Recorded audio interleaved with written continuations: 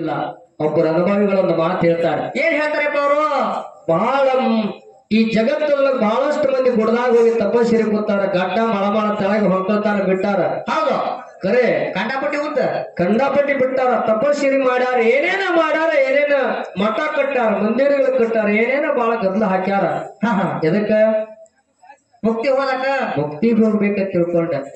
ಮತ್ತ ಅವ್ರ್ಯಾಕ ಮುಕ್ತಿ ಹೋಲ್ರಿ? ಮಳ ಕಾಡ್ಬರಂಗ ಇಟ್ಕ ಕೂತಾರ, ಒಬ್ಬರೇ ಮೂರ ಮಾತ್ಯಾಗ ತಿಳ್ಕೊಳ್ದಾರ ಹಿಂಗಿರ್ತತಿ. ಮತ್ತ ಅಡ್ಡ ಕಡೆ ಬಿಟ್ಟಾರ ಅವರು. ನಮ್ಮ ಮಾರಾದ್ರ ಒಂದು ಮಾತು ಹೇಳಿದ್ರೆ ನಿಮ್ಗೆಲ್ಲಾ ತಿಳಿತಿಲ್ರಿ.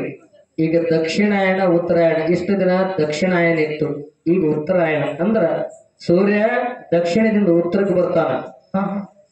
ಭೀಷ್ಮಾಚಾರ್ಯ ದಕ್ಷಿಣಾಯಣದಾಗ ಶರಪಂಜರ ಮೇಲೆ ಬಿದ್ದಿದ್ದ, ಪ್ರಾಣ ಬಿಡ್ಲಿಲ್ಲ.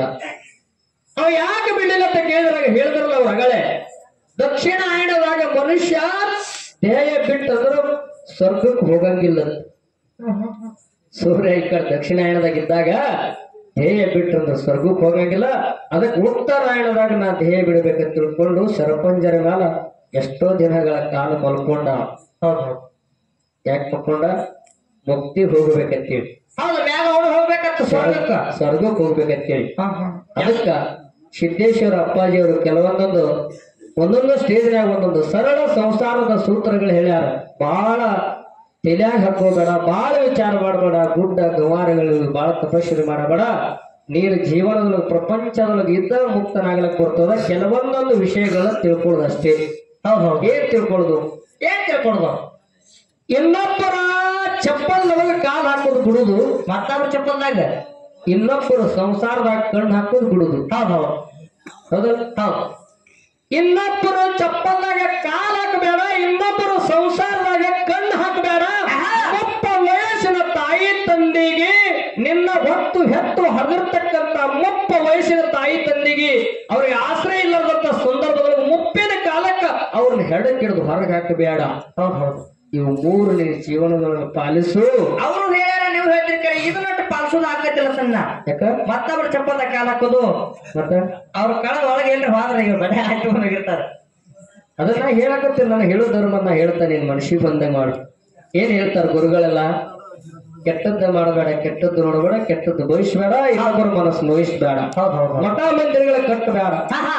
ನೀನು ಮನುಷ್ಯತ್ವ ಆಗಿರ್ಬೇಕಾದ್ರೆ ಒಂದೊಂದು ಕೆಲವೊಂದೊಂದು ವಿಷಯಗಳನ್ನ ಪಾಲಿಸ್ಬೇಕು. ಅದಕ್ಕೆ ಇವತ್ತಿನ ದಿವಸ ಏನಾಗ್ತದೆ ಕೇಳಿದ್ರೆ, ಸಮಯ ಸಿಕ್ಕ ಸಮಯ ಕಳ್ಕೋಬಾರದು.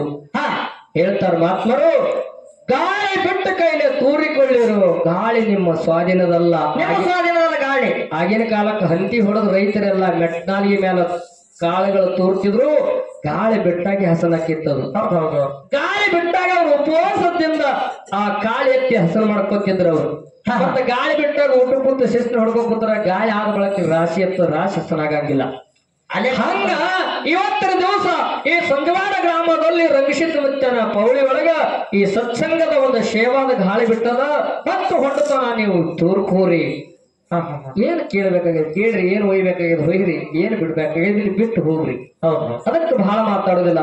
ನನ್ನಪ್ಪ ಮಹಾಳಿಂಗರಾಯ ಬಾರಾಮತಿ ಬಿಟ್ಟು ಬರುವಾಗ 700 ಕಿಲ್ಲಾರುಗಳಿಗೆಲ್ಲ ಬಾರಾಮತಿ ಭೂಮಿಗೆ ಬರಗಾಲ ಬಿದ್ದು ಮೇವು ನೀರು ಸಿಗಲಾರ್ಕ ಬಹಳ ತಾಪತ್ರ ನಡೀತು. ಅವಾಗ ಸಾಮ್ರಾಯಿಗವರು ಬಂದು ತುಕ್ಕಪ್ಪನ ಮೇಲೆ ವಿಚಾರ ಹೇಳ್ತಾನ, ಗುರು ಕೊಟ್ಟ ಕಿಲ್ಲಾರುಗಳೆಲ್ಲ ಮರುಗಲಕ್ಕತ್ತು. ಗುರುವಿಗೆ ನಾವೇನ್ ಹೇಳ್ತಂದೀವಿ, ಕಿಲ್ಲಾರ ನಾವು ಮರುಗಸಂಗಿಲ್ಲ. ನಿನಗೆತ್ತಲೂ ಬಹಳ ಉತ್ತಮ ರೀತಿಯಿಂದ ಜೋಪಾನ ಮಾಡ್ತೇವಿ. ಕಿಲ್ಲಾರ ಒಂದು ಕೊಟ್ಟ ಕರುಣಿಸತ್ತೆ, ನಾವು ಗುರುವಿನಲ್ಲಿ ಹಠ ಹಿಡಿದು ಕಿಲ್ಲಾರ ತಂದಿದ್ದೇವೆ. ಗುರು ಕೊಟ್ಟ ಕಿಲ್ಲಾರ ಮರುಗಿಸೋದು ಬೇಡ. ಹೌದು, ಈ ಗೌಡಿಗೆ ರಾಜಕ್ಕೆ ಗುರುವಿನ ಕಿಲ್ಲಾರಕ್ಕಿಂತ ದೊಡ್ಡ ಅಲ್ಲ. ಬಾರಾಮತಿ ಗೌಡಿಗೆ ತೇರ ಮತ್ತೆ ಅರಸಿಕೆ ಬಿಟ್ರು. ಅಮೃತ ಬಾಯಿನ ಮನೆ ತಳಕಿಟ್ರು. ಅರವನೆ ಕೂಸ ಜಕ್ಕಪ್ಪ ಮಾಳಪ್ಪ 6 ವರ್ಷದವರು. ತಾಯಿ ಕನ್ನವ ಕಿಲ್ಲಾರ ಹಿಂದಿಂದ ಬುಟ್ಟಿ ಗಟ್ಟ ಹೊತ್ಕೊಂಡು ಕಿಲ್ಲಾರ ಹಿಂದೆ ಬೆಂಡ್ ಹತ್ತದ್ಲು. ಅವಾಗ ಹಡದಕ್ಕಿ ಯಾರೋ ಅಮೃತ ಬಾಯಿ, ಪಡದಕ್ಕಿ ಖನಬಾಯಿ. ಹಡದ ತಾಯಿನ ಬಿಟ್ಟು ಕಲ್ಲಿನ ಮನೆಯೊಳಗೆ ನಾವು ಆಳಿಗರಾಯ ಕಲ್ಲಿನ ಕೀಲಿ ಹೊಡೆದು ನೆನಪುಹಿಯಾರದೊಳಗೆ ಓಡಿ ಬಂದ್ರು. ನಾವು ಕಿಲ್ಲಾರ ಸಂಗಟ ಬರ್ತೇವೆ ತಿಳ್ಕೊಂಡು ಅವಾಗ ಕಂಟಲೆತ್ತಿನ ಮೇಲೆ ಜಕ್ಕಪ್ಪ ಮಾಳಪ್ಪ ಕುಂದರ್ಸಿ ಬ್ಯಾಸಿಗೆ ಬಿಸಲಾಗ ನಡೆಯುತ್ತ ಸಾಗಿ ಇಲ್ಲಿ ಬಂದ್ರೆ ಅಂತ ಕೇಳಿದ್ರ, ಎಲ್ಲಿಗಪ್ಪ ಅದು ಇದ ಉಪಾಧ್ಯಾರಟ್ಟಿ ಆಗಿರ್ತಕ್ಕಂಥ ಉಂಬಳಾಟಾಣ ಈಗ ಉಂಬರ್ಜಿ ತಾರ. ಆ ಉಂಬರಾಜ್ ಗ್ರಾಮದಲ್ಲಿ ಬಂದು ಆ ಭೀಮಾ ಹೊಳಿ ಸಣ್ಣಗೆ ತಿಳಿಯಾಗಿ ಹರಿತಿತ್ತು. ಆ ಭೀಮಾ ಹೊಳಿ ಸುತ್ತೆಲ್ಲ ಹಚ್ಚ ಹಸಿರು ಮೇವ, ಹತ್ತಳೆ ಹವಿನಳ ಭೂಮಿ ಎಲ್ಲ ಹಚ್ಚಾಗಿ ಹಸುರಾಣಿ ಎಲ್ಲ ತುಂಬಿ ನಿಂತಿತ್ತು. ಆ ಭೂಮಿಯಾಗ ಅವ್ರ ಕೆಲ್ಲಾರ ಹರಿದಾಡಿ ಮೀಸಲಕತ್ರು. ಒಂದ ದಿವಸ ಮಾಳಿಂಗರಾಯ ಮತ್ತು ಜಗರಾಯ ನೆಲಮನೆಯಾಗಿರ್ತಿದ್ರು. ದಿವಸ ಒಂದು ದಿವಸ ತಂಪತ್ತು ಟೈಮ್ ಸಂಜೆ ಹೊತ್ತು ಮುಳುಗು ಟೈಮ್ ಒಳಗೆ ಅಣ್ಣ ತಮ್ಮರು ಇಬ್ರು ಕೂಡಿ ಭೀಮಾ ಹೊಳಿ ಒಳಗೆ ಉಸುಕನಾಗ ಆಡ್ಲಕ್ ಹೋದ್ರು. ಇಬ್ರು ಸಣ್ಣ ಮಕ್ಕಳು 6-7 ವರ್ಷದವ್ರು. ಭೀಮಾ ನದಿಯಾಗ ಆಡ್ಲಕ್ ಹೋದಂತ ಸಂದರ್ಭದಲ್ಲಿ ಅವಾಗ ಏನಾಯ್ತು, ಅವಾಗ ಮಾಳಪ್ಪ ಮರಳಿನ್ಯಾಗ ಲಿಂಗ ಮಾಡ್ತದ. ಲಿಂಗ ಮಾಡಿ ಆಡ್ತಿದ್ದ. ಅಂದಾಗ ಮುಂದೆ ಆಗ ಹೋಗಂತ ಬಹುಶಃ ಮಾಳಪ್ಪ ಹೇಳ್ತಿದ್ದ. ಯಾರಿಗೆ?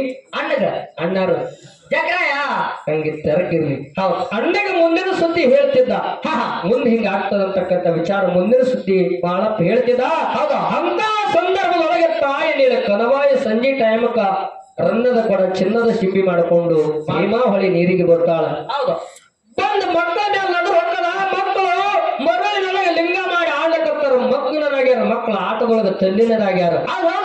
ಅಂತ ಸಂದರ್ಭದೊಳಗೆ ಮ್ಯಾಗಿನ ಒಂದು ದೊಡ್ಡ ಶರ್ಪ ಹರಿದು ಮಕ್ಕಳ ಬಲ್ಲಿ ಬಂತು. ಮಗನೇ ತಮ್ಮಂತದು. ತಾಯಿ ಕನವಾಯಿ ನೆದರು ಬಿತ್ತ ಹೈ ಮೇಲ ಮಕ್ಕಳ ಮೈ ಮೇಲ ಹೊಂಟತ್ತೆ. ಮಕ್ಕಳಿಗೆ ಕಚ್ಚದ ತಿಳ್ಕೊಂಡು ತಾಯಿ ಚಟ್ಟನೆ ಚೀರ್ಕೋತ ಮಾಳಪ್ಪ ಜಕ್ಕಪ್ಪ ಪಟ್ಟ ನೋಡಿದಾಗ ಆಯ್ತು, ಸರಿ ಇದು ನಾಗ ಸರ್ಪ ಐತಿ, ನಿಮ್ಮನ್ನ ಕಚ್ಚಿಗಿಚ್ಚಿತ್ತು. ದೂರ ಸರಿ ಅಂತ ತಾಯಿ ಚೀರ್ಕೋತ ಬರ್ತಾಳ. ಅವಾಗ ಮಾಳಪ್ಪ ಓಡಿ ಹೋಗಿ ಆ ಹರಿವಂತ ಹಾವ ಬಲಗೈಯಾಗಿ ಎತ್ತಿ ಹಿಡಿದ. ಆ ಜೀವಿತಿರ್ತಕ್ಕಂತ ಹೋಗಿ ನಿರ್ಜೀವ ವಸ್ತು ನಾಗ ಬೆತ್ತಾಗಿ ಅವನ್ ಮಾಳಪ್ಪನ ಕೈಯಾಗಿ ನಿಂದಿರ್ತೈತಿ.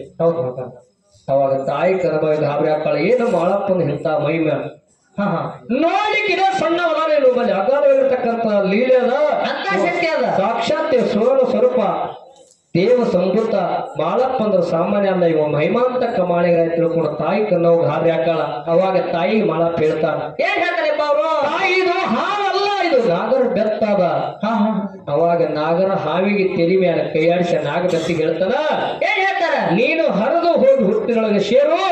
ಮುಂದೆ ಕೆಲವೊಂದು ದಿವಸ ಆದ ಒಳಗೆ ನನ್ನ ಮಠ ಮನೆಗಳು ಶೆದ್ದಾಟಿಗಳಿಗೆ ನೀ ನಾಗ ಬೆತ್ತಾಗಿ ಈ ಭೂಮಿ ತೆಲಿ ಮೇಲೆ ನೀನ್ ನನ್ನ ಕೈಯಾಗಿರುವ ಶೆತ್ತರ ಕೈಯಾಗಿ ಬೇರೆ ತಿಳ್ಕೊಂಡು ನಾಗ ಬೆತ್ತಿಗೆ ಅಭಯ ನೀಡ್ತಾನ ಮಾಳಪ್ಪ. ಅವಾಗ ಆಶೀರ್ವಾದ ಮಾಡಿದ. ಈಗಾದರೂ ಪೂಜಾರಿಗಳಲ್ಲಿ ನಾಗ ಬೆತ್ತಾಗಿ ಕೈಯಾಗಿ ಉಳ್ಕೋತ್ ಬಂದ. ಹೌದು, ಇನ್ನು ಹೊರಗಿನ ದೇವ್ರ ಮತ್ತು ಒಳಗಿನ ದೇವ್ರ ಅಂತಕ್ಕಂಥ ವಿಚಾರಗಳನ್ನ ಹೇಳಿದಾರ. ಇವತ್ತಿನ ದಿವಸ ನಾವೆಲ್ಲ ಏನು ಮಾಡ್ಬೇಕಂತ ಕೇಳಿದ್ರ, ಇಷ್ಟೆಲ್ಲಾ ಜಾತ್ರೆ ರಂಗಸಿದ್ಧ ಮುತ್ತ ಅಂತ ಮಾಡ್ಬೇಕಾದ್ರ ಇಡೀ ನಾಡನೆಲ್ಲ ಪಟ್ಟಿ ತಗೊಂಡ ಇಡೀ ಜನರೆಲ್ಲ ಒಟ್ಟುಗೂಡಿಸಿ ಈ ಭಗವಂತನ ಸೇವಕ್ಕಾಗಿ 2 ಸತ್ಸಂಗಗಳನ್ನು ಕೂಡಿಸಿರಿ. ಹೌದು, ನಮ್ಮಲ್ಲ ದೇವರಿಂದ ಅಂದ್ರ ಇಂಥ ಗುಡಿ ಗುಂಡಾರಗಳು ಮಠ ಮಂದಿರಗಳು ಕಟ್ತಿರ್ಲಿಲ್ಲ.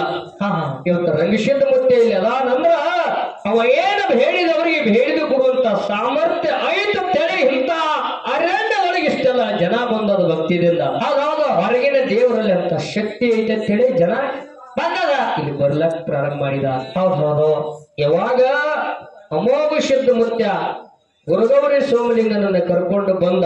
ಹೌದು, ಎಂದ ತಂದೆ ಮುಂದೆ ನಂದಿ ಅಮೋಘ ಸಿದ್ಧ ಬಂದ.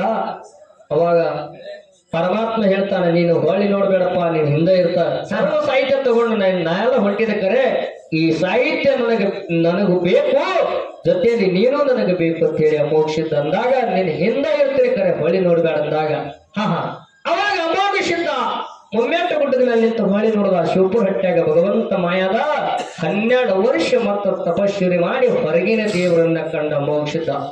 ಎಲ್ಲಿ? ಶಿವಪುರ ಹಟ್ಟಿ ನಡಟ್ಟಿ ನಾಗರಾಯನ ಗೊಬ್ಬರು ಡಿಗ್ಗ್ಯಾಗ ದೇವರನ್ನ ಕಂಡ. ಹೌದು, ಅವರೆಲ್ಲ ದೇವರು ಇದ್ದ ಅಂದ್ರ ಅವ್ರ್ಯಾಕ 12 ವರ್ಷ ಮತ್ತು ತಪಸ್ವಿರಿ ಮಾಡಿ ಆ ಭಗವಂತನ ಕಾಣುವಂತ ಪ್ರಸಂಗ ಬರ್ತಿತ್ತು. ಸೋಮೇಶ್ವರನ ಯಾಕೆ ಕರ್ಕೊಂಡ್ ಬರ್ಬೇಕಾಗಿತ್ತು?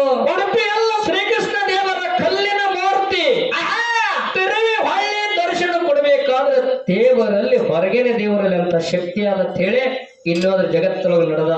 ಹೌದು, ಕನಕನ ಕಿಂಡೆಗೆ ಇದು ನೋಡೋಣ ಸಿಗ್ತೈತಿ. ಹೌದಲ್ಲ? ಹೌದು, ಇದು ಜಗತ್ತದೊಳಗ ಅಮೋಘ ಸಿದ್ಧ ಈಗ ಮುಮ್ಮೆಟ್ಟ ಗುಡ್ಡದ ಮೇಲೆ ಕೂತಾರ ಅಂದ್ರೆ ಕಾಮದೇನು ಕಲ್ಪವೃಕ್ಷಾಗಿ ಕೂತಾರ. ವರ್ಷಕ್ಕೆ ಚಟ್ಟಿ ಜಾತ್ರೆ ದಿನ ಎಷ್ಟೋ 100 ಬ್ಯಾರಲ ಗಟ್ಲೆ ಬಂದು ತುಪ್ಪ ಈಗ ಮನೆಗೆ ಬಂದಿರತಕ್ಕಂತ ಮನುಷ್ಯರಿಗೆ ಒಂದು ಹೊತ್ತು ಊಟ ಒಂದು ಚರಿಗೆ ನೀರು ಕುಡಿದು ಯಾರಿಗೆ ಆಗಂಗಿಲ್ಲ. ಅಂತ ಲಕ್ಷಾನುಗಟ್ಲೆ ಭಕ್ತರಲ್ಲಿ ಕುಡ್ದಾಗ ಬಂದಿರ್ತಾರ. ಎಲ್ಲರಿಗೆ ತುಪ್ಪದ ಮತ್ತ ಸಜ್ಜಗ ಹಾಲಿನ ದಾಸೋಹ ಮಾಡ್ತಾರಂದ್ರ ಅಮೋಘ ಸಿದ್ಧ ಮುತ್ತನಲ್ಲಿ ಹೇಳಿಕೊಂಡಿರ್ತಾರ. ಅವರು ನಮ್ಮ ವರ್ಷ ತುಂಬೋರ ಭಗವಂತ ಇಟ್ಟಲ್ಲ ನೀವು ನಮ್ಗೆ ಐಶ್ವರ್ಯ ಕೊಟ್ಟಂದ್ರೆ ಬಂದು ನಿನ್ನ ಮಠದಾಗ ದಾಸೋಹ ಮಾಡ್ತಿರ್ತಾರ.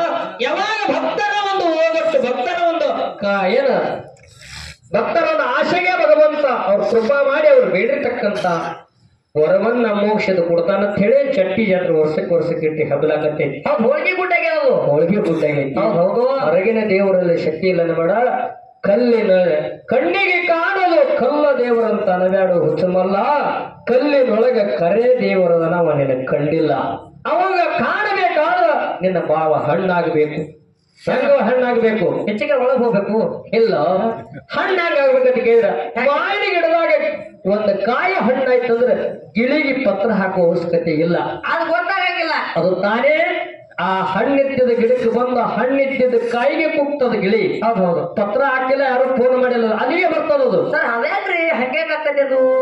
ಹಂಗ ನಿನ್ನಲ್ಲಿ ಪತ್ತೆ ಹಣ್ಣಾಯ್ತಂದ್ರ ನೀ ದೇವ್ರಿಗೆ ಫೋನ್ ಹಚ್ಚಬೇಡ, ಅವ್ರಿಗೆ ಟಪ್ಪಲ್ ಹಾಕ್ಬೇಡ. ನಿನ್ನಲ್ಲಿ ಬಾಳ ಹಣ್ಣಾಯ್ತಂದ್ರ ಹೊರಗಿನ ದೇವ್ರು ಬಂದು ನಿನ್ನ ಅಡಿ ಅಡಿಗೆ ದರ್ಶನ ಕೊಡ್ತಾನ. ನಿನ್ನಲ್ಲಿ ದೇವರದ ಅನ್ನೋದು ಅದನ್ನ ಹುಡುಕಿ ಕೊಡ್ಬೇಕಾದ್ರೆ ಮತ್ತೊಬ್ಬ ದೇವ್ರು ಬರಬೇಕವ. ಗುರು ಸ್ವರೂಪದಲ್ಲಿ ದೇವರು ನಿನಗೆ ಕರೆಸಿರ್ತಾರ, ಗುರು ಸ್ವರೂಪ ಆಗಿ ಬರ್ಬೇಕವ. ಹೌದಲ್ಲ? ಹೌದು. ಹಂಗ ನಮ್ಮ ಲಮಾಣಟ್ಟಿ ಮಾರಾದ್ರು ಬಹಳ ಅಧ್ಯಾತ್ಮದ ವಿಷಯ ಅದ. ಹೊರಗಿನ ದೇವರ ಬರಲಾರ್ದಂಗ ಅಧ್ಯಾತ್ಮದೊಳಗೆ ದೇವರನ್ನ ಹೆಂಗ ಕಾಣಬೇಕು, ಶರೀರದಲ್ಲಿ ದೇವರನ್ನ ಯಾರು ಕಂಡ್ರು ಅಂತಕ್ಕಂತ ವಿಚಾರಗಳನ್ನ ನಮ್ಮ ಮಾರಾದ್ರು ಬಹಳ ವಿಸ್ತಾರವಾಗಿ ಮಾತಾಡ್ತಾರೆ. ಯಾಕಂದ್ರೆ ನಾವು ಹಾಡೋದು ಮಾತಾಡೋದು ಸ್ವಲ್ಪ ನಮ್ದು ವಜ್ಜ ಹೋಗ್ತತಿ. ಅವರು ನಮ್ಮ ಬಿಳಿಯನ್ನ ನಾವು ಹಾಡ್ತಿರ್ತಾರ, ಮಾರಾದ್ರು ಮಾತಾಡ್ತಿರ್ತಾರ, ನಡಿತೈತಿ. ಬಹಳ ಮಾತಾಡ್ಲಾರ್ದೆ ಏನೊಂದು ಗುರುನುಡಿ ಹಾಡಿ ಮತ್ತ ನಮ್ಮ ಮಾರಾದ್ರ ಕಲಾ ಸಂಘಕ್ಕೆ ಕ್ಯಾನ್ಸರ್ ಪಕ್ಷ ಅಂತ ಕಾಪಾಡ್ರಿ ತಮ್ಮಲ್ಲಿ ವಿನಂತಿ ಬಂಧುಗಳು.